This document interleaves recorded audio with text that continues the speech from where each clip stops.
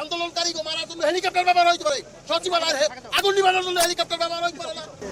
কোনো দুর্ঘটনার আগুন হলে এক কোনায় লাগবে, একটা রুমে লাগবে, বা শর্ট সার্কিট হলে একটা রুমে লাগবে, কিন্তু একটা বিল্ডিংটা মিনিমাম কমসে কম 500 ফিট লম্বা হইব। তাহলে 500 ফিট বিল্ডিংটা লম্বা, এই মাথা থেকে ও মাথা আগুন, এইটা কিভাবে সম্ভব? আমরা কোন দেশ আছি? সব জায়গায় রন্ধে রন্ধে ষড়যন্ত্র চলতে আছে।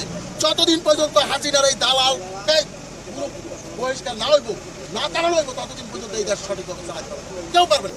সাবেক আমলারা একটি প্রতিবাদ সভা করেছে। এই প্রতিবাদ সভায় তারা ব্যাপকভাবে তারা হুমকি দিয়েছে দেশটা অস্থিতিশীল করার জন্য।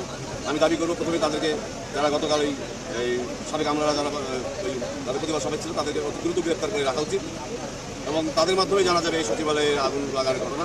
আগুন যখন পুরা লেলি হামজা শেখা জ্বলে গেল, ওই সময় গাড়ি ঢুকার পর পুড়ে গেল ওই আরেকটা ইউনিট, এই গাড়ি এভাবে করে যে এই পরিকল্পিতভাবে এখান থেকে 200 ফিট উপরে পূর্বে কিভাবে আগুন যাচ্ছে, এটা পরিকল্পিতভাবে আগুন লাগানো হয়েছে। এখান থেকে মাঝে দাঁড়িয়ে ছিল ট্রাক চালক, এখান থেকে মিনিমাম 10 গজ দূর, 30 মিটার দূর থেকে দেখতে পাচ্ছে যে ফায়ার সার্ভিস কর্মী এখান থেকে পাইপ নিয়ে যাচ্ছে, লাইন নিয়ে যাচ্ছে।